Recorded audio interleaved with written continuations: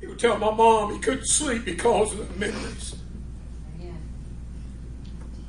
Why did he do it, Pastor? Because he loved this country.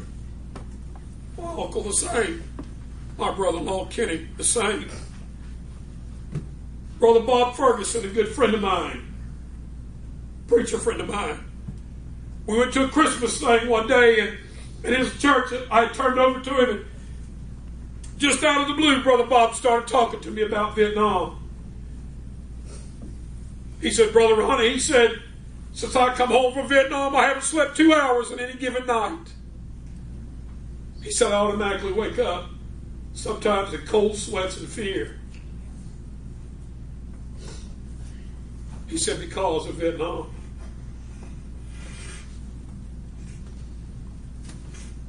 He said, Brother Ronnie, I did 2 tours in Vietnam. One, I was a field medic. The other, I worked in a triage hospital. He said, I did 2 tours.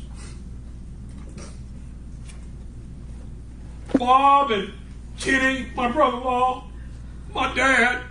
I've talked to old veterans out at the VA when I would go out to the VA. And I'd say, if you had to do it all over again, yes, I'd do it tomorrow if I had to. Me and Brother Mike talk. Sometimes we cut up with one another. Mike says, I'm still waiting on my letter. I said, me too, but my bride ain't sent it to me yet. Talking about the military. Well, Pastor, you're too old to go fight. I beg your pardon. You let Vietnam kick up again, you'll see. If this country gets to a point that it needs this men and women, I guarantee you, me and Brother Mike will be waiting in line. Amen? Just that quick. Brother Malcolm, some of us that are no longer full-time veterans, we'll always be a veteran, but we're not full-time military. See, we got people who are patriotic in their heart. They love this country. I'm reminded of a young sergeant in the Oshawa Valley of Vietnam as he come up over a rise and a sniper hit him in the arm and then hit him in the leg and knocked him down and tried to shoot him in the head. He said, as I was crawling away, bullets were landing close to my head. The only reason that sniper didn't get him is that he surprised the sniper as he come up over the rise. The sniper was in a tree and he was cleaning his glasses and he dropped his glasses and he started shooting. If he'd had his glasses, he'd killed my brother-in-law probably. You see what I'm talking about? Amen. People who love this country. You remember that tomorrow. Guys like Malcolm who flew in helicopters and things in the military, and Sammy and all of us up here that's been in the military and did things. You remember that. Because some young soldier tomorrow, it might be his last day on the battlefield. Amen? And we forget about those things. We forget about all those things. And then you want to do something tomorrow, go out to the new Fort Jackson Cemetery and look at all the crosses. Go to Arlington and look at all the crosses and all the men that have died and the women that have died, the nurses and the doctors that have died in Vietnam and all the wars we've had.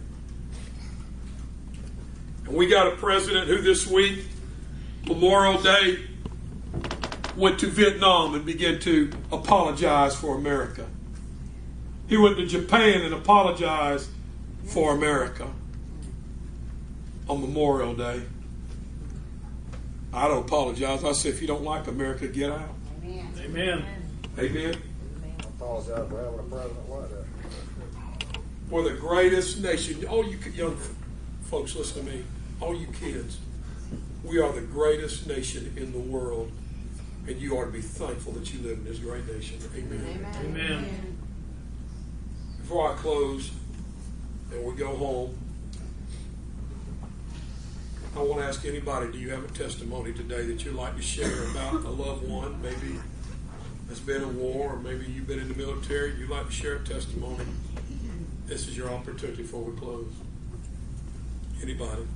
I had a friend, we used to fly door hunters on choppers. A lot of people say there wasn't combat after Vietnam, but there was. Yes, sure We was. just didn't know it. We flew in behind countries and stuff to rescue pilots who were on reconnaissance missions and stuff. And one of my friends Anthony Pace out of Orangeburg. He was due to get out 2 weeks after I got out off active duty, and his helicopter went down. And I think about that all the time Yeah. because we were gonna get together and have a good old time. Now we can't. That's right. Amen. Until you're out there, until you see it, it's a whole different world. You can see all this stuff on TV and everything else, but when they're shooting at you, it ain't no fun. Yeah. Amen. Anybody else got a testimony? I'd like to say my son, let me know next week. He called me last week and he told me that July 31st, Lynchburg, Virginia has to turn in all their guns or there'll be a felony. Lynchburg. Lynchburg, Virginia.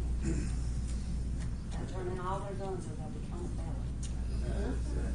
So it's coming here, it's home. It's home. Now, say that And one more he's in the time. military. He's in the Lynchburg, military. Lynchburg, Virginia. The civilians? Yes. No, they don't. That's what he's hearing over What? there because he's in the military and he's saying that they've taken our guns. No, they're not going to take ours because that's our Second Amendment right. And Lynchburg, Virginia, I know no, if they try. nobody. That's what he said because he is in the military. He said that's what they're coming after us for our guns. They're not going to get I them. don't think they can get these. They're not going to be able to take Lynchburg, And Virginia's guns. he's That's a just Second giving Amendment us right. what to do. That's a